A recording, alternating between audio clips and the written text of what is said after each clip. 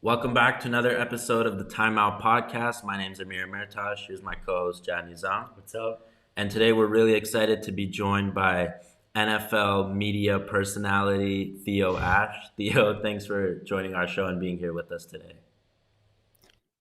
Thanks for having me on. I'm excited. Yeah. Um, Diving right into things, with all the media work you've done in your life, building up your TikTok portfolio, having around 200,000 followers on TikTok, like what's your end goal? Like where do you want to end up? And yeah.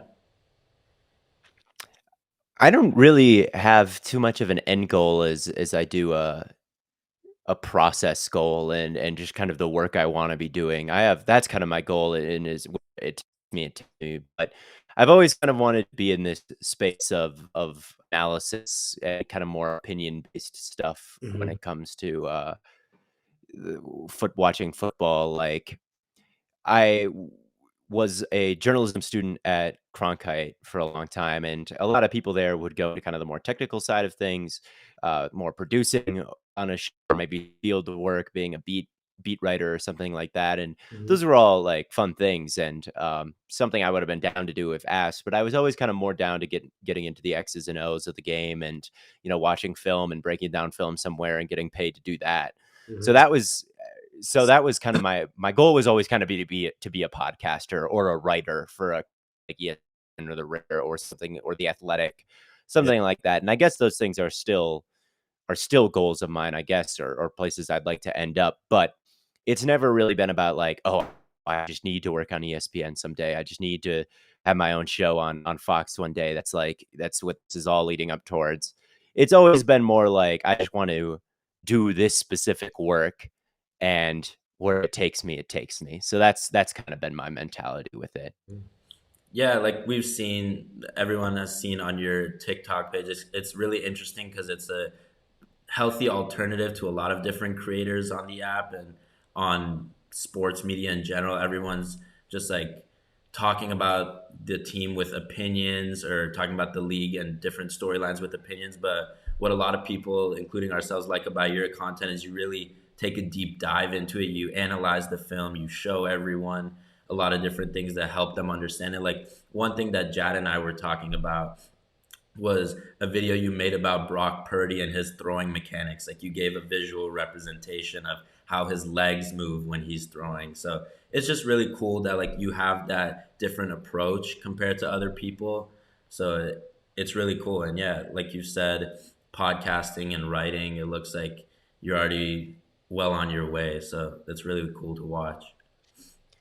Yeah, it's been fun, and I always that was always the content that I gravitated towards when I was, on Twitter before I did any TikTok stuff. It was well, at first I was a lot into like the analytics of things, and I was kind of mostly a numbers guy, and then as time has gone on, I've become much more interested in film, just because first of all, I mean, no disrespect to anybody, but a lot of like stuff with numbers or fantasy content is pretty easy. I think it's pretty relatively easy because it's just the skill position groups.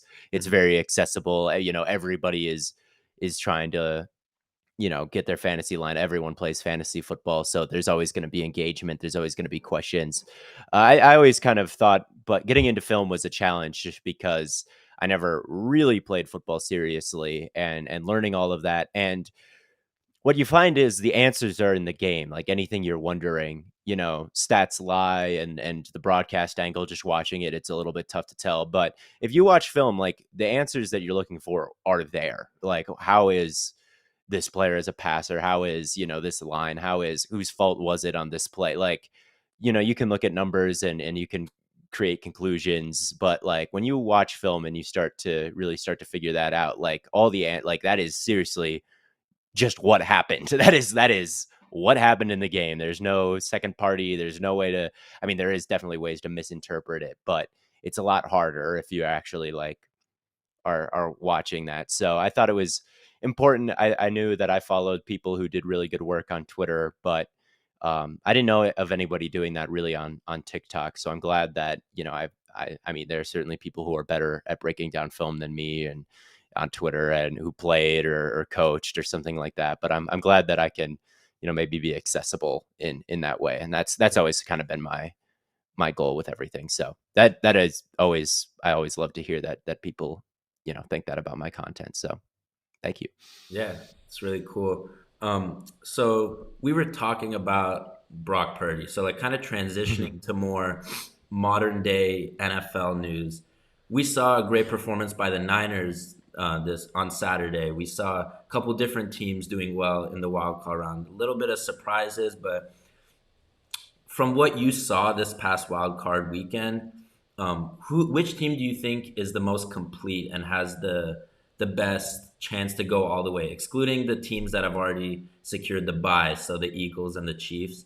Which team from this past weekend do you believe is the best constructed and best chance to make it to the I, Super? I, I think it is the 49ers. I do think it's the Eagles overall, but if we're just talking about teams that played, I do think that it's the 49ers. I look at And they've got Brock Purdy, which is interesting. And Brock Purdy is playing like fine football, I think. He's, Yeah, obviously they're scoring points, they're winning games. But when you look at him compared to maybe some of the other like quarterbacks with the goal of winning the Super Bowl, and the quarterback is the driving force of the team, like yeah, matters more than any other individual player, certainly. And I think you saw it in the Seahawks game where he makes, and it's to be expected, right? That he makes more mistakes considering he's a rookie and he was a 7th-round draft pick, but they are there. They are there. So that's the aspect of the 49ers that, isn't as strong as the Eagles or the Chiefs or the Bills, but Shanahan has done such a good job, and they've constructed their rosters with just monsters all over the mhm, place. I mean, Dre Greenlaw is amazing, Fred Warner, Nick Bosa, Armstead. So you've got all of these guys. Hufanga's pretty good. yeah, And Ward is usually pretty good on that defense. Like it it's hard to win a championship without a pass rush. It's hard to win a championship without a change of pace. You got to be able to run the football and hold those leads, and limit the turnovers through the air. So I think that they're very well rounded. I think that when you look at a lot of the Super Bowl winning teams and the way they're constructed, they're not paying a quarterback $50 million, yeah, right? They're not. It's not the MVP of the league who wins the Super Bowl, right? It's more than that. And I think the 49ers have done a really good job building those. I mean, the skill position players are just absolute killers, and the yeah, defense is really good. And I look at the Bengals, and yes, they've got Burrow, but man, that offensive line looks just so rough right now. Mhm. Like it's backups across the board there right now, and they're getting shredded by Baltimore in that way. And they lost Chidobe Awuzie, their cornerback one, so I worry about maybe they could lose this shootout. And the Bills, right? They turned it over a bunch of times. Josh Allen made a bunch of silly decisions that can get you beat if you're not playing Skylar Thompson and a Yeah. Dolphins team that couldn't manage the clock, right? And they lost Von Miller. And so can they get pressure with four the same way the 49ers can? And kind of the Chiefs, I know they played on that bye. So maybe we're not counting them, or they're on that bye, so maybe we're not counting them. But even them, it's like their tackles are pretty bad, and their Yep. offensive line has lost them some games, and their defense and their pass rush isn't quite as good as the 49ers is. So when we're talking about complete teams, I think they're both in the NFC, and I think from top to bottom, roster wise, it doesn't mean they're going to win the whole thing, but I do think the most complete teams in the league right now is San Francisco and Philadelphia. Yeah, and then looking at the 49ers roster, we saw the Seahawks try to attack their like getting quick passes out, attacking. They threw that goal ball to DK. He burned Ward, and I think that might be the way to beat them. Quick passes, not letting the front seven get pressure on them. Attacking the secondary that I think is the weakest part of that defense.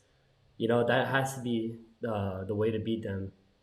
And then forcing turnovers is also a big part.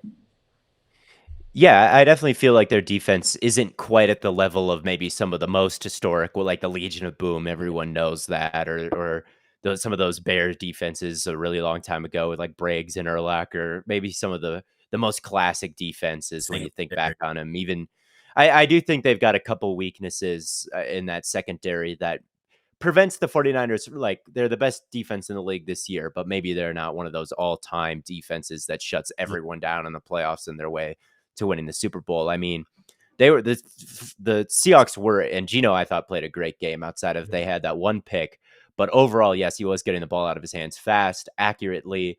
They had that fumble in the red zone that kind of killed the game, but like on a per play basis, the Seahawks were able to move the football on this front. So I I definitely agree with you that there are, some big plays to be had on this 49ers defense, and they don't quite feel as unbeatable as like the Seahawks did when they had Cam and Richard Sherman and Mhm. Earl Thomas and Averill and Wagner and did they have Averill or Michael Bennett and Yeah. whoever else they had? Like it doesn't quite rise to that level, but with that being said, they it is a very formidable group I think that compared with the skill position talent, compared with the play calling, makes them, one of those elite offenses and elite defenses. So Mhm. yeah, Yeah, like you just mentioned the play calling.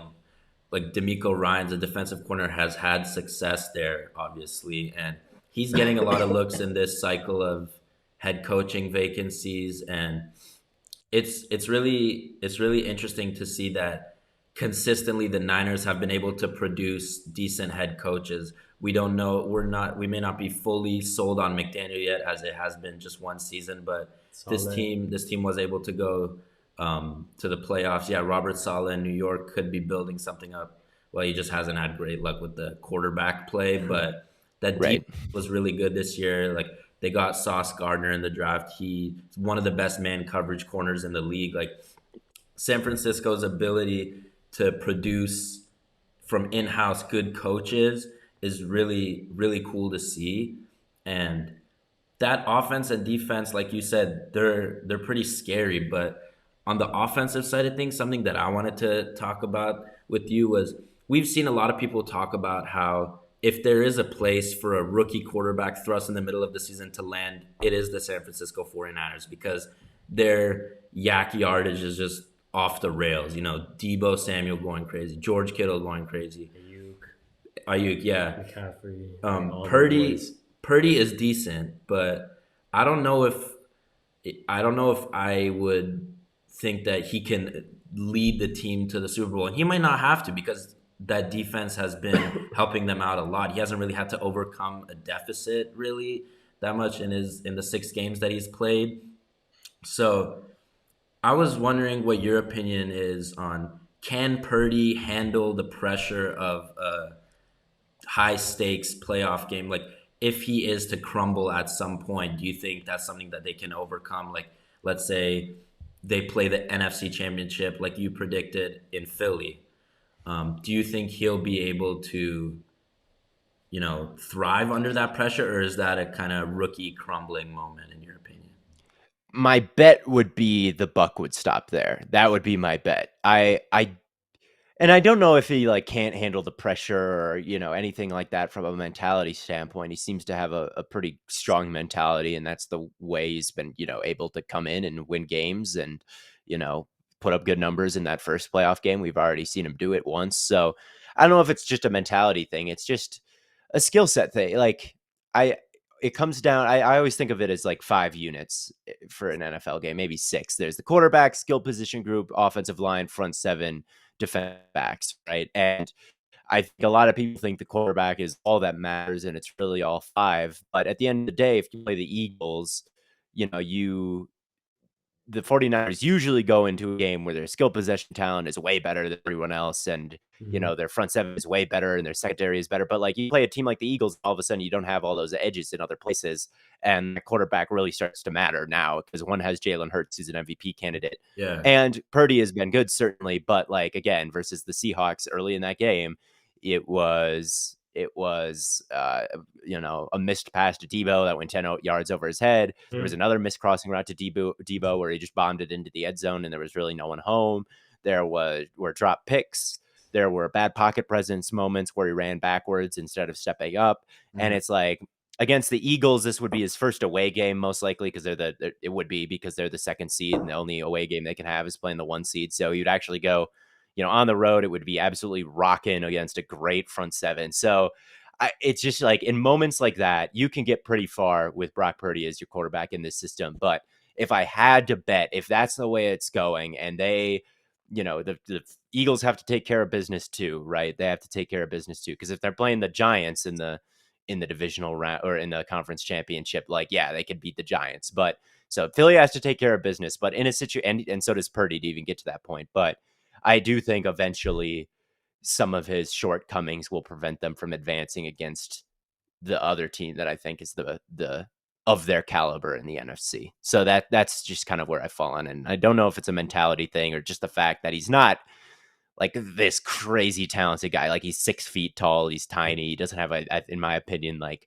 the world's biggest arm, and his accuracy is not exactly pinpoint. He can be a bit scattershot. Like I think that might have more to do with it than a lack of willpower or Mhm. want to get it done or crumble in a big moment. So we'll see. I certainly am not writing off the 49ers. I think they can advance, but Yeah. I wouldn't bet on it. My bet would be the Eagles. So that's just where I'm at with that. Yeah, like Yeah. you were saying, like some of the throws were a little iffy. Like there was one I remember, it was down the left sideline to I believe it was Jawan Jennings, where if the safety plays the Hmm. ball right, it's a pick like 99% of the time. But there's that one play where it gets like right under the safety's hand and everyone's praising it to be like an incredible throw, but I really thought Right, right. it was just bad DB play. And I'm certainly not saying that Brock Purdy is a bad quarterback. I think he's really good. He's done really well for, Mr. Irrelevant pick 262 mid-season thrust into the starting quarterback position of a playoff hopeful team. And he's responded. But I just think that with all the success he's had as a rookie, you're bound to at some point have a game of turnovers or a game where you're not as good as you've been. And it's going to be really interesting to see how he responds if he can against a really good defense like the Eagles. And it's going to be pretty exciting to see the response of that team if that ends up happening. Yeah, I agree. And you're right. Like it's already, I mean, even making the team and starting a game is impressive for someone drafted with the last pick in the draft. And I think sometimes 49ers fans get so the story is just so good that people just don't want to hear any criticism because it's the standard for them is still, oh, he's the 7th round pick, right? He's the last pick in the draft. Like, the story is just so good. Why are you raining on the parade here? And, my mentality is more like, well, we got to hold him to the standard of a Super Bowl winning quarterback right Yeah. now. 7th round pick or not, it doesn't matter. He's the Mhm. quarterback and he's trying to win a Super Bowl.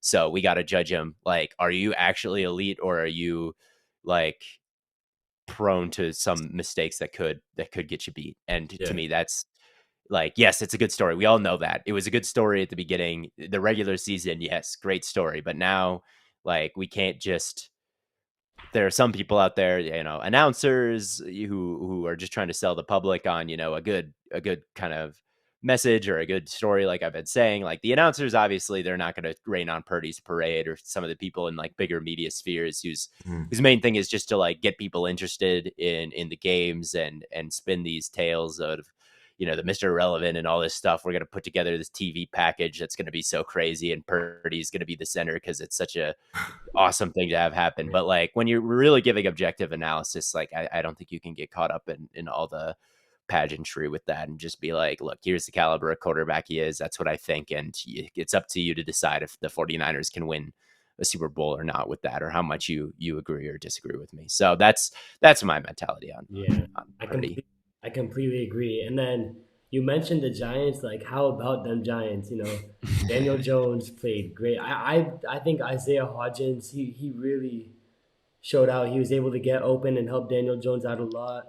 And then Saquon also having a great game, and specific to like Xavier McKinney making like big plays in the right moments. Like, how far do you think? I know you don't predict them beating the Eagles, but I think they certainly have a chance to being I the. think so too, honestly. Like they played the Eagles with their backups a couple weeks ago, where Mhm. the Eagles were trying to secure that number 1 seed, and the Giants had really nothing to play for. And they gave the Eagles somewhat a scare. I don't know. That was a game that I missed because there were bigger games happening week Yeah, 18, so I didn't watch much of it. I do know that the Eagles had a big lead going into the fourth quarter, and then the Giants scored some at the very end. So I don't know exactly if it was as close as the score suggested, but if they play like they did versus the Giants again, like I mean, versus the Vikings, it's tough to see. It's tough to say like, oh, I'm counting them out because every aspect of the team played, especially the offense, played well there. Daniel Jones was only pressured 16% of the time. Like I said, like you mentioned, there's Isaiah Hodgins was open a lot, and Yeah. Slayton was open, and Richie James. Like there were guys with separation all over the place. And I know the wide receiving core isn't, all these big names, but man, you got to give them a lot of credit. And you got to give Mhm. Daniel Jones a lot of credit for, being pinpoint accurate the entire day. He was getting the Yep. ball out on time. He was getting the ball out in the right spot, and he was extending plays when they weren't there. Like all aspects of the offensive line, the wide receivers, and the quarterback all played at a very high level.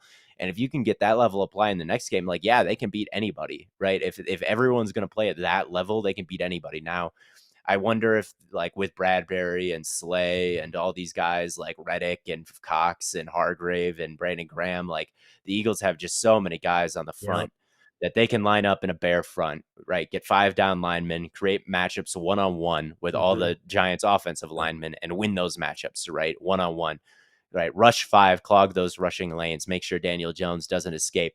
I don't know if the Vikings have the personnel, and they certainly don't have the defensive coach that Yeah. would ever consider doing that. He's pretty vanilla. I think the Eagles, just from a talent standpoint, that talent deficit might be too much to overcome. The Vikings don't have anything. They like their pass rush is good, but it's not as good as the Eagles. And their secondary their cornerback duo isn't nearly as good as the Eagles, right? Mhm. So, and their offensive line, like we're talking about the Eagles with the best offensive line in football and the Vikings with Mhm.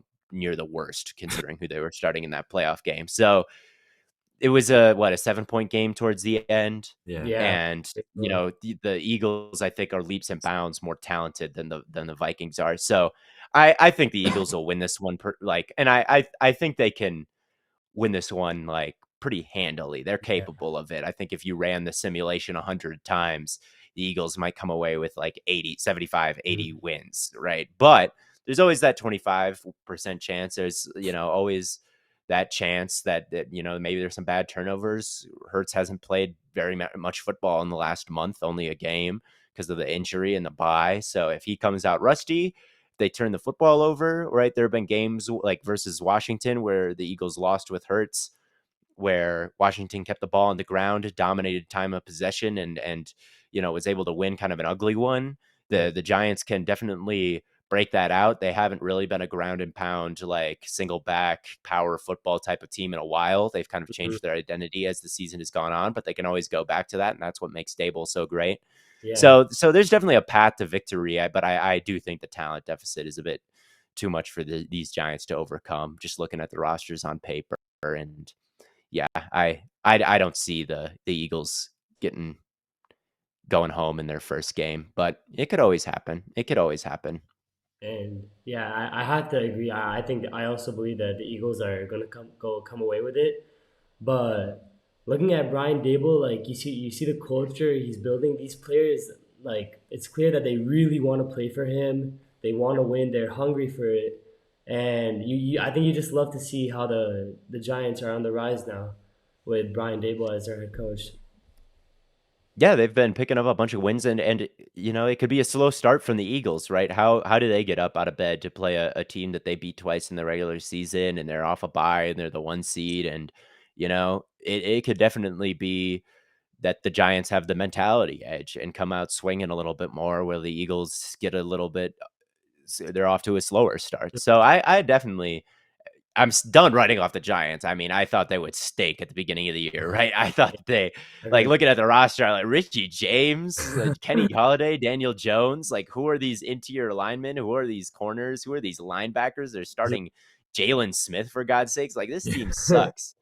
And now here they are in the second round of the playoffs. So I'm done just writing them off for saying, like, oh, they can't overcome any kind of talent deficit, because it's what they've been doing all year. But I definitely, I don't want to write them off, but I definitely also don't want to write off the Eagles and all the Yeah, for talent that they sure. have and say like, oh yeah, they're just going to get first rounded. So it's the Eagles for me.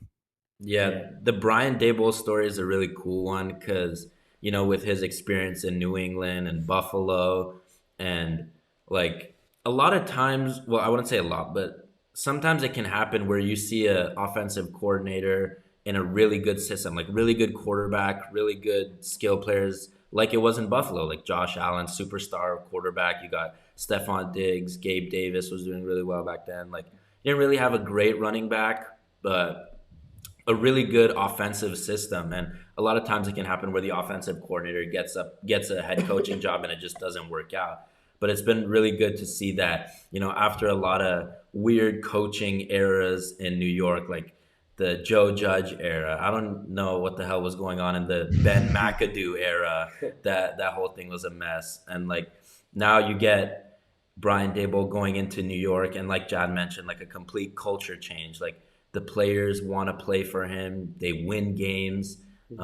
They started off fast, cooled off a little bit in the midseason, and then they were able to get the playoff spot. Now going to play the 1 seed, and it's a really really cool story for Dayball, and it would be really cool to see them pull out the win. But yeah, like you said, the talent deficit, like there is space for the turnovers that can swing the game, but the talent is just it doesn't match up if it really comes down to that. Like in the trenches, like you said, that front seven for the Eagles is just like a monster lineup. So Yeah, that and the Eagles aren't a team like the Bills that turn the football over like a Yeah. decent amount where you can just like rely on a Hurts turnover at one point. Like the Eagles have been pretty good. I think they're top 10 in the league in avoiding turnovers this year. So it's a bit tough like against if they were playing Josh Allen or something, and I love Josh Allen, but you could say, there's a very real chance he just gives you one, right? There's a very real chance he just throws one up and you can pick it off.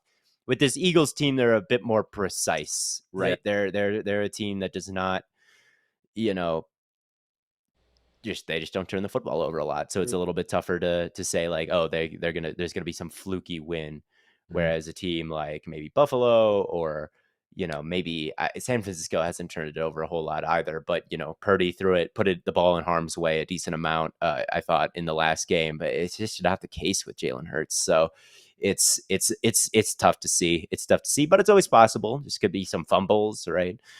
Something like that. But I think they have fumbled at a decent amount this year from the Eagles games I've watched, but maybe that's just a selection bias from the games I've watched. But yeah, that's it. The Giants, it doesn't matter if they win though or not. Like truly, if they go home, like it is a 100% successful, more than successful. Yeah. One of the great Giants seasons in the last, and they've had some Super Bowl wins, but like this has got to be the most exciting and optimistic season that has happened in an extremely long time. So the Giants they really can't.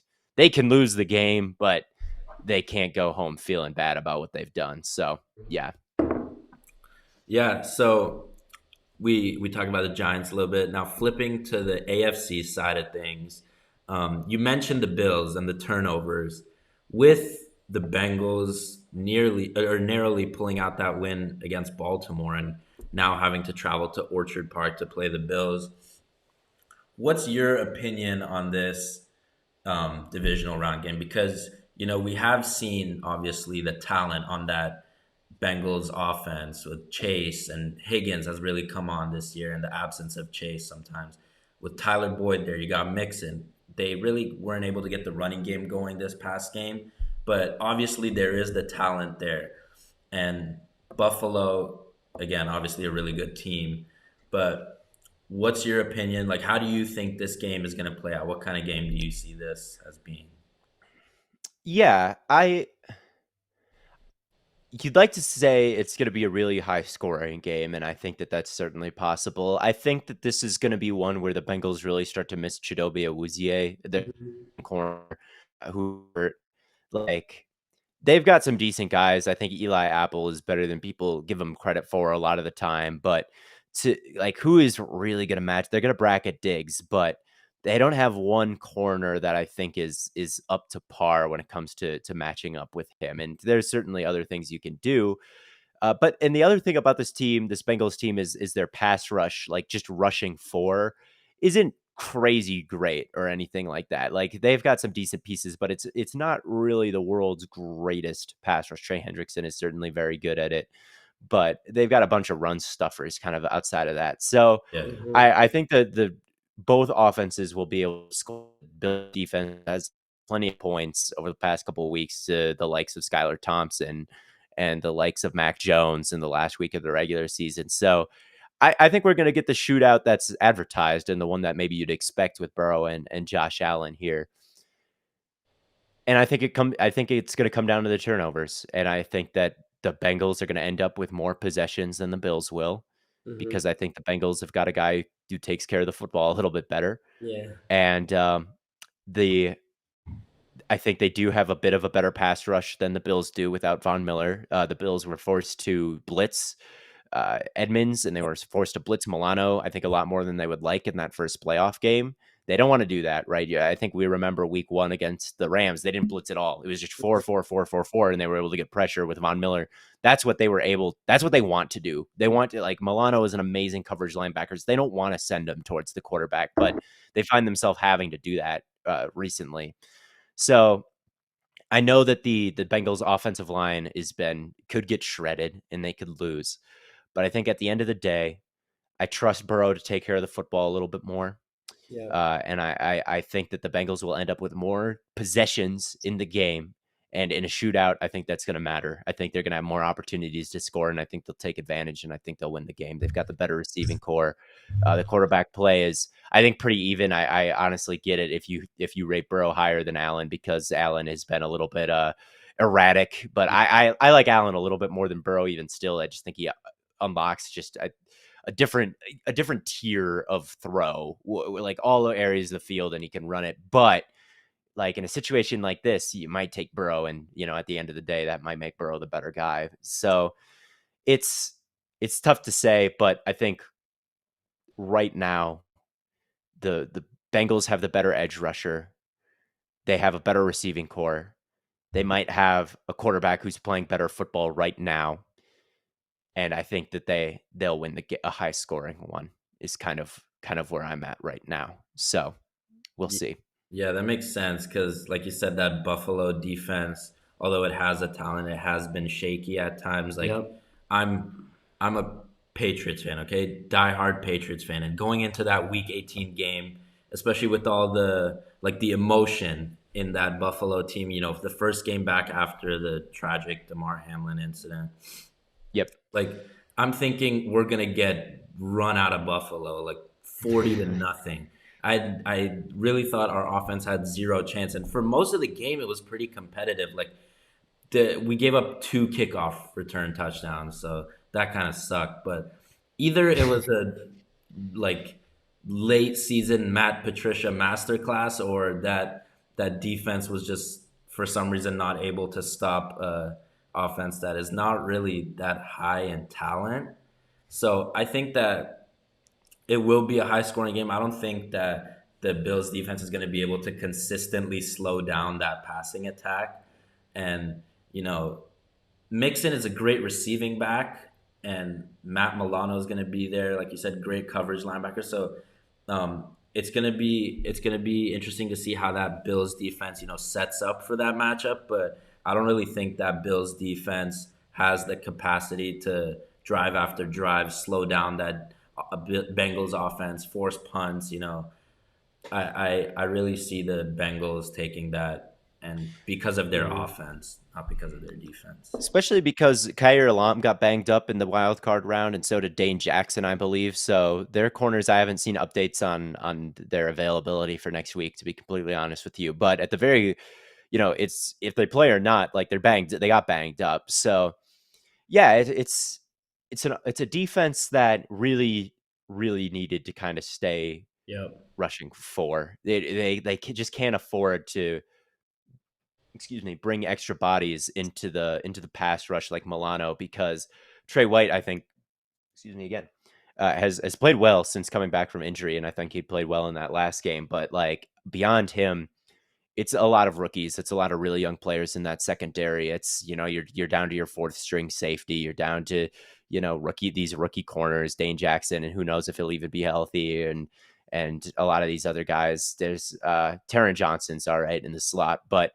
it's it's something that really needs to they needed to get pressure with 4 because I just don't know if they have all the guys in the secondary, and they've been ravaged by injuries back there to hold up if you're bringing extras. And I think they really need Milano to stay back, even though he is a very good pass rusher and you saw him win and get sacks. Like I would much rather have him, running up the seam or, you know, keeping everything in front of him and tackling. Like I think he's such a good coverage guy that you want to keep him there. And Yeah. yeah, the Bengals, and it's tough to just say, like, on the Bengals defense, like Lou Amarillo, I think, or I don't know if I'm pronouncing that defensive coordinator's last name right. They just don't really make a ton of mistakes. They really don't. It's just nothing sexy. It's not all these crazy blitzes like, a guy like Boyer in Miami might scheme up. But it's not any of these cover zero crazy game plan type of things. It's just everyone is in their zone. Everyone breaks on the ball. They've got a really good run defense because of Yeah. DJ Reader. It's just solid, and I trust the Bengals defense, even though they're missing Uzier, who's maybe their best player back there. They've still got Von Bell and Bates, and they can bracket Diggs. And yeah, I like the Bengals in this matchup, even though it's in Buffalo. So, and the Bengals were winning when that game stopped, I believe. Yeah. Uh, they were winning that at that point. So it's definitely reasonable to assume like they could have gone on to win that game, or, they were better in this very small sample size that we saw Mhm. last time these two teams matched up. So yeah, I like the Bengals, and I think you can expect a high scoring game, but the Bengals I have a little bit more faith in right now. Hmm. And speaking of that Bengals Ravens game this past weekend, the Ravens, they had Tyler Huntley at quarterback. I believe that he did a decent job that game. Yeah. He had a really good second half, and I was kind of surprised to hear J.K. Dobbins after the game like publicly kind of throw his quarterback under the bus. He's like, if we had Lamar, we would have won.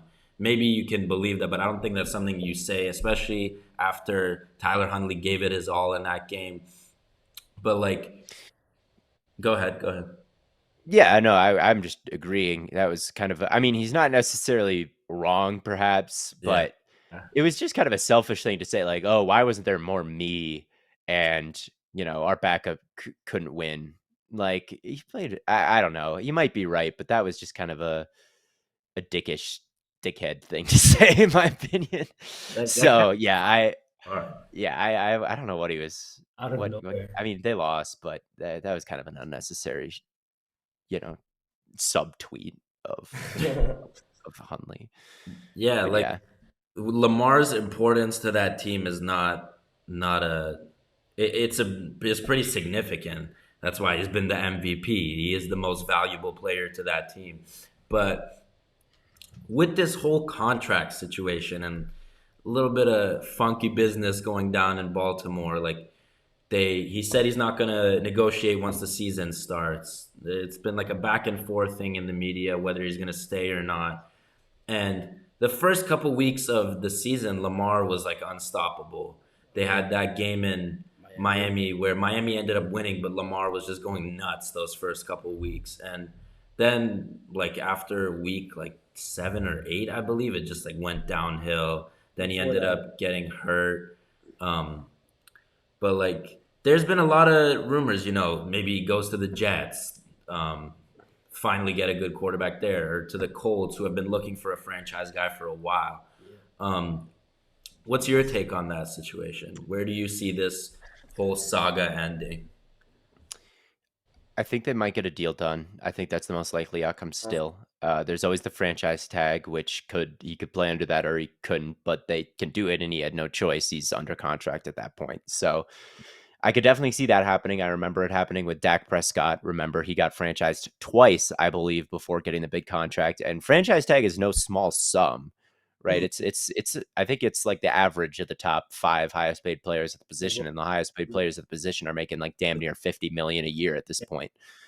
So I think eventually the Ravens will either tag him or they'll get a new deal. I think the problem is, well, it's not necessarily maybe a problem, but where the issue with not getting a contract done lies is Lamar is his own agent.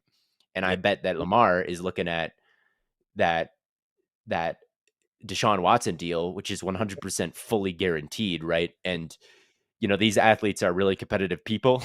They have chips on their shoulder. They're not quite like agents who might be happy to just take a compromise and get a Yeah. huge chunk of money, right?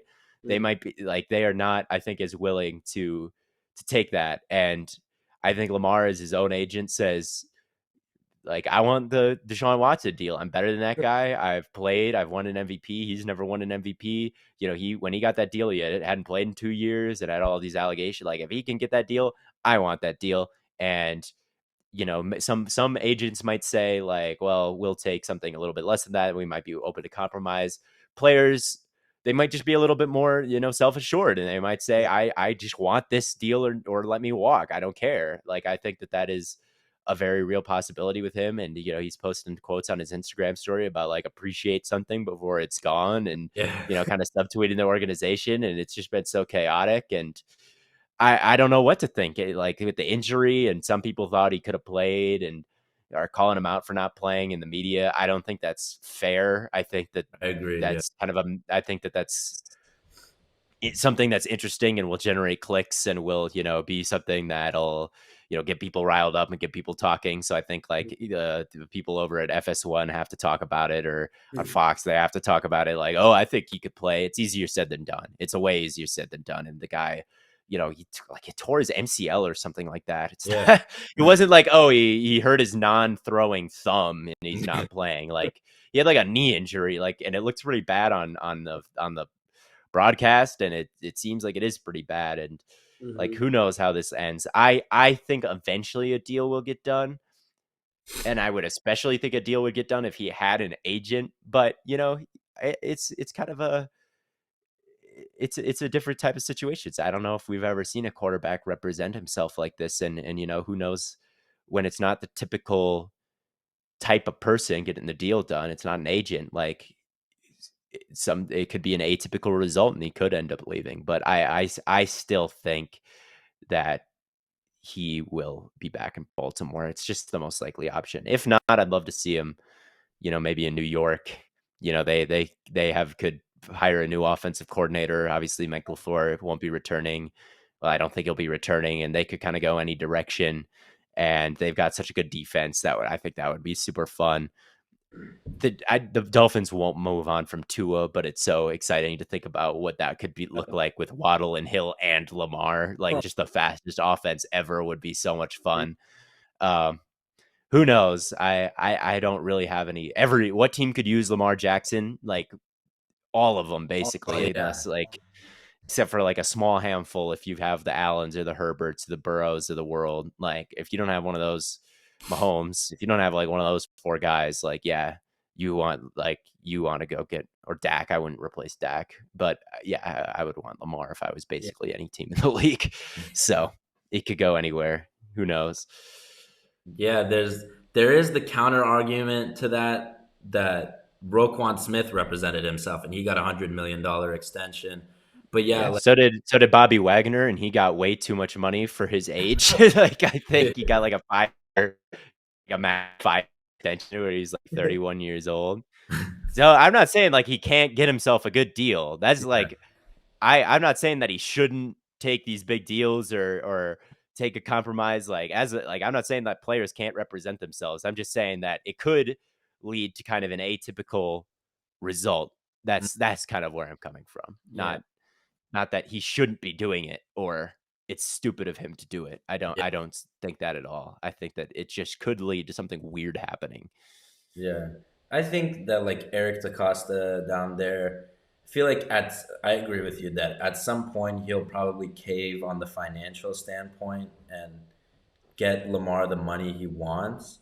But again, like you said, it's not a normal approach on Lamar's side. Like basically, almost all NFL players, except a little percentage, are represented by an agent or agents, and so usually players that of Lamar's caliber, franchise quarterbacks, they usually get the money they want from those franchises, but it is going to be it could be a different outcome down there since Lamar is representing himself. So that's going to If be you could just play matchmaker and put him on any team in the league, like maybe that makes sense. What team would you say? The Jets. The Jets would be perfect. Jets.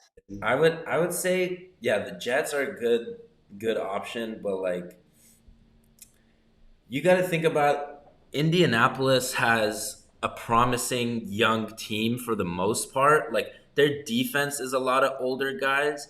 Like Darius Leonard might be getting a bit old. He had an injury riddled year. Like DeForest Buckner is not old, but he's like on the older side. He's a veteran. But that offensive side, you have Jonathan Taylor, who did have a down year, but like he still has talent, obviously. There's a good O line who had a down year. Still talent there. Michael Pittman is a good receiver. Alec Pierce is underrated. I would say Indy, because they had that quarterback carousel going on for so long, with Luck, with Brissett, with Rivers, Wentz, Ryan. Like at some point, you got to hit on a guy. And if Lamar ends up hitting the open market, I think if you're Chris Ballard, um, you gotta throw the Brinks truck at him and give him whatever he wants to bring him to Indy. But yeah, Jets would look good. I think the Colts would probably be my my favorite landing spot for him. Maybe put him at running back Yeah. on the Chiefs. That'd be crazy. Got the option, the triple option, Mahomes, Kelsey, Lamar. I could see that. I could also see if maybe I'd like to see maybe the Titans take a Mm, chance, just because like I feel like they're at such a crossroads in terms of like where they're at. Like they mhm. had this team with Tannehill and Henry, and they were at the top of that division for a long time, but now it just seems like it's Jacksonville's division to run, and Yep. they don't have the talent. And like infusing a little bit of life and something that can contend for the playoffs, like a big move like that is something that I could see them making, or I could see them just totally blowing it up. And I could see them just totally blowing it up, and this is way more likely, in my opinion, totally blowing it up and just rebuilding, because their Mhm. current core just it can't hang anymore. In my opinion, it's like Henry, you're relying on an older running back. The Yep. offensive line is so bad, and Tannehill is Tannehill. Like you either need to completely blow it up or get an MVP caliber guy who Mhm. hits the open market, and then maybe you can keep contending in this division. But yeah, it'll be definitely interesting to see what teams like the Colts and the Texans do, because it's still a winnable division, but like they just seem to be so, and the Texans, they just all seem to be so rudderless right now, where the Jaguars have this clear path forward. And I wonder if it's going to be one of those situations where Jacksonville wins this division for 5 years straight, or if something happens this offseason where those teams like, you know, make a run to contend with them this season. Like how soon can someone challenge Jacksonville? Because it seems like it could be a long time, but who Yeah. knows? Could you see potentially him going to Tampa if Tom Brady is not there after this? Mm, no, because they're so cash strapped. If you go look at their Oh Yep. yeah, cap that's true. situation right now, it's like the Saints are obviously negative 50 million, because that's always what they are. But right after that, it's the Bucks. So I Mhm. just don't know if they've got the financial flexibility to bring Lamar in and pay him a contract. To That's me, the answer, I think the Bucks are a team that like we should watch out if Tom Brady leaves, and they want to bring him back. And what does Tom Brady have to lose at this point? He already divorced his wife to come play football he again. lost his family. Like is he just gonna retire? Like if he is he gonna retire this offseason? That seems like it would be kind of a waste of a perfectly good Yeah. wife if you just like retired like just a couple months later. Like you couldn't have just retired before in that case. But yeah, if he's not back, I think that they're a very, very logical trade up for a quarterback team, just because they've Yeah. got Godwin and Evans, and they've got, Wirfs, and they've got, good offensive linemen who have just been injured. Mhm. Defense, they've these things, but they have no cap space. So they could use a talented quarterback, but it has to be on an extremely cheap deal. And I wonder if they would be one of those teams to give the Godfather package to the Bears or the Texans, or the Cardinals for a chance at Young or Stroud, or whoever else. Yeah. So that I don't see them going. I think it's going to be Brady or a trade up for Tampa, just looking at their cap situation. So, and Mhm. this state of the team. So that's where I'm at with them. Um, yeah, like talking about the Bucks, the cap situation is very true, but like even if you do trade up for a quarterback, like as the Bucks, you have guys on that defense that are kind of on the back nine of their career. Like Right. Levante David is getting old. I believe he's a free agent as well. I think he's a free That's agent true. too. And like you, the cap issue is kind of concerning because if Brady is gone, what does that mean for the future of Godwin and Evans? Like, do they want to leave, and does that end up with Tampa being another rebuild team? Like, you have talent across the board, but is it time maybe if Brady's gone and you don't have the money to really keep your solid core intact? Could it be time to rebuild maybe in Tampa? Yeah, I think so. I think so. I think that this team's going to look extremely different in 2 years. Like, I just was thinking to myself, why haven't they fired Bowles yet? And then I remembered, oh, right, they play tonight. They're not out yet. But yeah, it's definitely a team that um, I think this team has run its course. They got a ring out of it, but they're strapped for cash and they're going to need to make some moves, and they're not going to be able to re-sign Levante David most likely, and he'll leave. And then what'll happen to, will Evans go ring chase if they can't get Brady back and their quarterback situation isn't quite what it was? Like, you can't be good forever. And when you get this core and you get this old, like you're really going to have to hit on that rookie quarterback. And Yeah. if he's if they even go that direction, they may not. They may say, Brissett, get in here, right? Let's get a cheap replacement level player and hope that a scheme and a new offensive coordinator and these weapons can keep us good with a really like kind of cheap free agent bridge or game manager or something like that. But I think to get good, you most of the time you have to get really bad. Most of the time, not all the time, but to get good,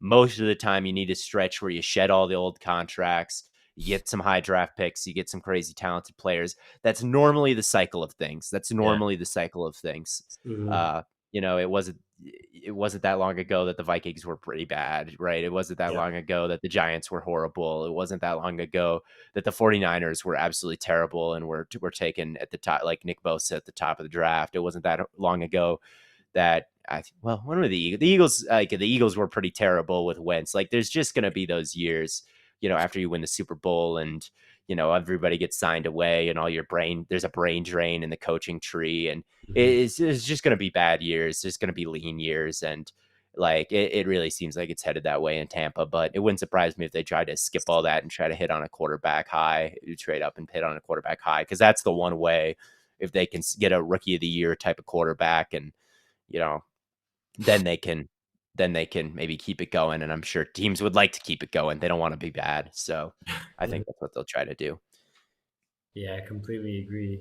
And then looking at the Chargers, collapsing the 27-0 lead, That's how do they awesome. move forward from this, with Staley? Well, Gotta sell you it now. don't have Joe Lombardi part of it. That guy, like, That's true.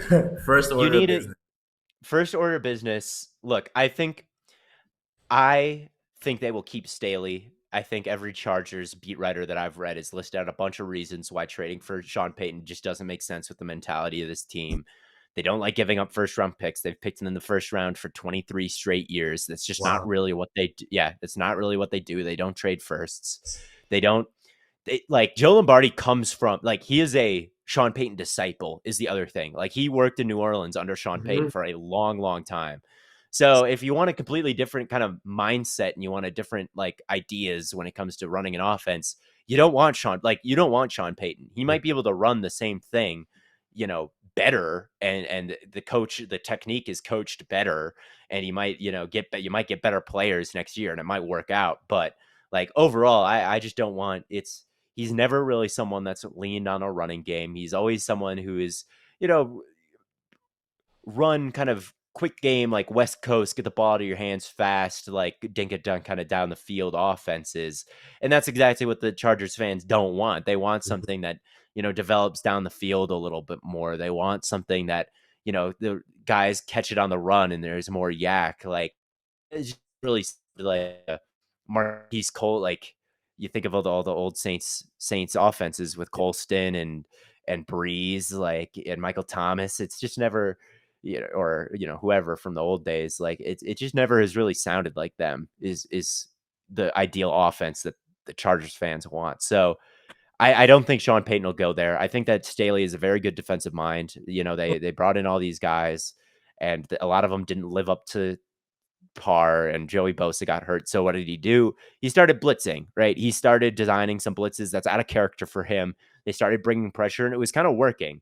And that's something like that kind of adjustment based on what you've got and what has happened to you is something like Ed Donatel in Minneapolis. I don't trust him to do that, to like just kind of adjust the Fangio stuff kind of on the fly and make adjustments to it. Or even in the game that they blew versus the Jaguars, like he's such a too high guy. Like he loves to live with these too high shells. He loves to put a roof on everything.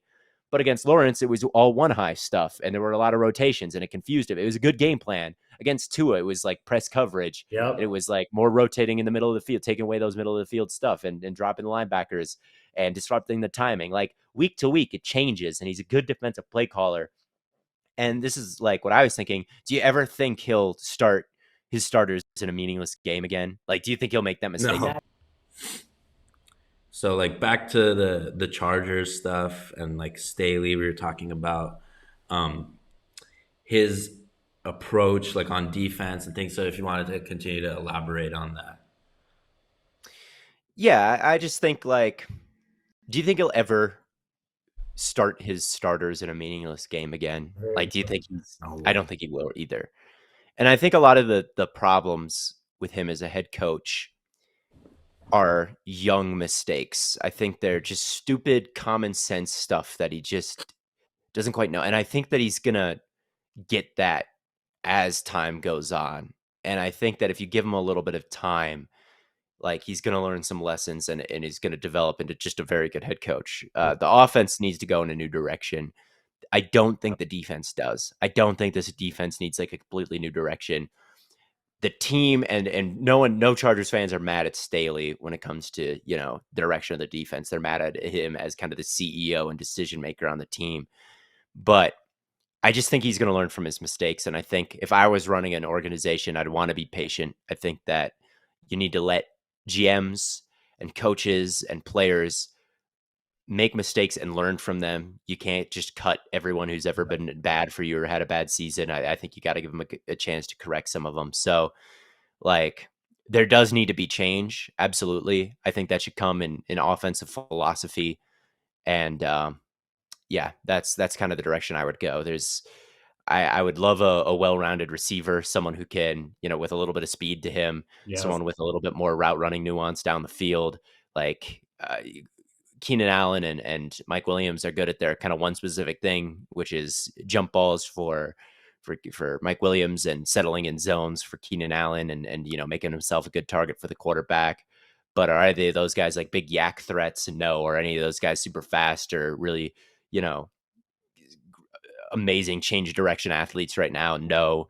And there's not a ton of those guys in the draft right now, but the wide receivers are probably have a higher hit rate than any other position when it comes to players later in the draft. So I would definitely look into maybe some second round wide receivers who you believe can develop into someone that fits that description or whatnot. So yeah, they definitely need to change some things and they need to get more buttoned up as an organization. Absolutely. I think their team doctors frequently seem to make big mistakes and it's just kind of a weird team with a weird direction, but I do think I would give Staley one more shot. That's kind of where I'm at with them. I don't know if you guys agree with that or you guys are just like, screw this guy. I'm No, out. no. I agree. Like, yeah, he's made some pretty costly decisions and mistakes. Like the Mike Williams thing was just a complete blunder. Like Yeah. he screwed that up heavily. But like he also has a 19-16 record as a head coach. So like it probably is a little too early to make a complete cutoff decision and like you got to be patient like you said. give the guy time to build up the team, and then maybe after next year, if they're average to bad again, like it Like, might be time yeah, to cut your losses at Yeah. that point. But like you gotta, they've had good, they've had a deep threat, they've had deep threats on the on the offense at times. Like they had a guy in Jalen Guyton last year who was really good. He was that fast, deep threat, but he's also not like a top tier receiver. He was hurt this whole year. So like Hmm. you can draft players like you said, you can bring in free agents. Like on defense, you can bolster up a little bit. Like we know you love Jerry Tillery, so they can probably bring him back. My Absolute boy. beast down there. Yeah. But yeah, like I think it a lot of Charger fans and people around the league who are talking about it's time to fire Staley might be acting out of emotion, like yep. right after this loss. You got to give it time to soak up and approach the off season with a more open mind, and let let Staley cook this off season. Let him do Let's his thing. Yeah, we'll see. I'd say if any other players or any other person in the organization should take the fall, it should maybe be their GM who spent big on all these big free agents Yeah. like Mac and Jay Jackson and Sebastian Joseph Day and none of those guys maybe especially JC Jackson who is bad, really bad before getting Yeah. hurt.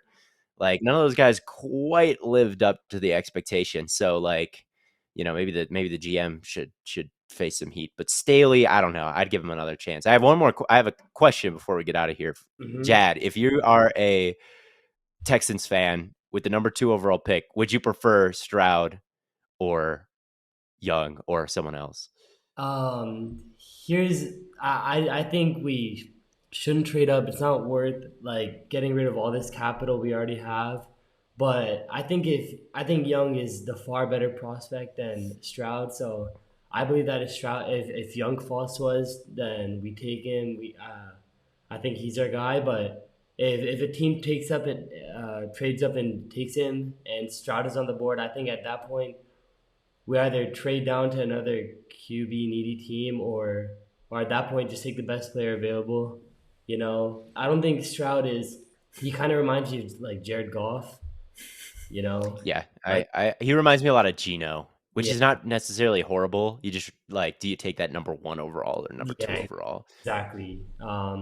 So yeah, I just think, and then we also have to start bolstering up the defense. So it wouldn't be the worst thing in the world if we got someone like Jalen Carter or Will Anderson off the board at 2, and then maybe take a receiver or something, or yeah, at 12. But yeah, I think if Young is there, take him. If he's gone, then whatever. Because But Cooks is probably gone, right? Brandon Cooks, it seems like he just doesn't want to be there. There's no chance he comes yeah, back. Yeah. he's gone. Yes, I agree. Okay. I was just wondering as a Yeah, Texans fan. I don't get an opportunity to talk to Texans fans that often, to They're be pretty completely rare honest these with you. days. Yeah. They're pretty rare. So, yeah, I just got to ask, like, what yeah. Texans Nation is feeling You in the mentioned second how overall pick. Jack Easterby got fired. He was like the worst part of the team. He was like the He cancer. was the worst. He was the worst. So I'm hoping they could turn it around now that he's gone because I feel like every horrible move they've made in these last off seasons, like I feel like the root of that issue has always been Uh-huh. some I don't know how, but I just feel like he's behind all of the Root of bad all of it. decisions that they make.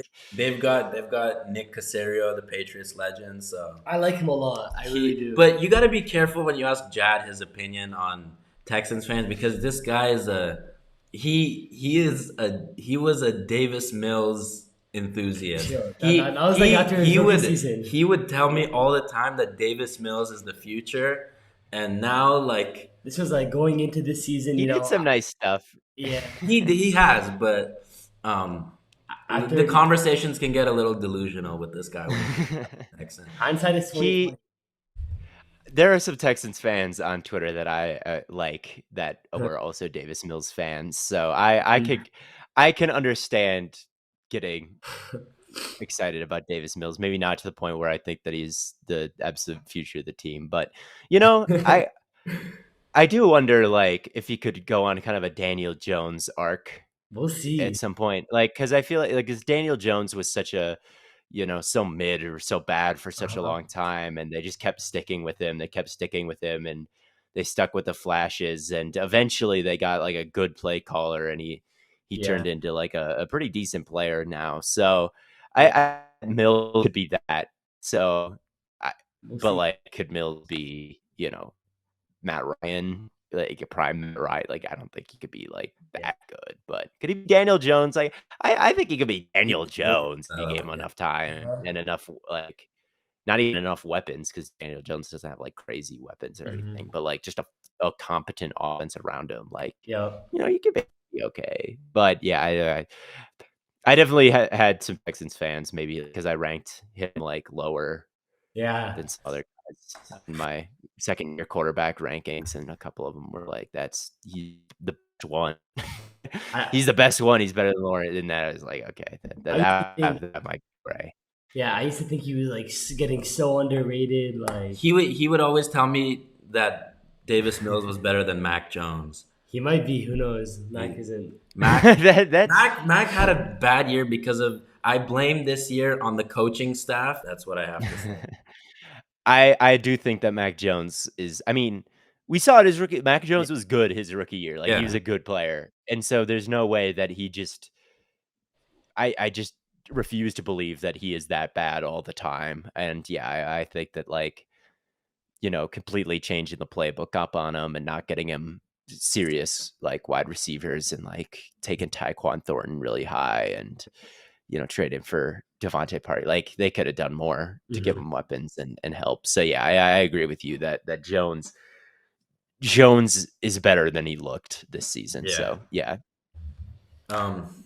but So yeah, yeah, that's gonna wrap up our episode for today, Theo. We really appreciate Yeah. you coming on and talking with us. Looking forward to more of your playoff content. And if you guys don't know, Theo and Matt Sponhour and Bladen Kirk have their own podcast called the Stay Hot Podcast. We're Yep. gonna link that in our description for you guys to check out. It's a really fun listen. But yeah, Theo, thanks for joining us Yeah. today. Thank you so oh, much. yeah. Thank you for having me. One more thing: Cowboys or Bucks tonight? Bucks, But I Bucks. got Never Cowboys. count Cowboys. out Brady in the I got playoffs. All Cowboys. right. I love Okay. Dak. I love Dak. Good. I'm also a big Dak fan. It makes sense. Yeah, the Patriots. Yeah, Brady. Yeah. Yeah, yeah. I Big, get big. it though. He's won a million billion playoff games. So yeah, I got the Cowboys though. So yeah, that'll be fun. All But Mhm. yeah, right. thank you guys so much for We'll having me see you on. guys Yeah, next check out the time Stay out. Hot podcast and all that stuff. And Yep. yeah. Yeah. All right. See you guys later.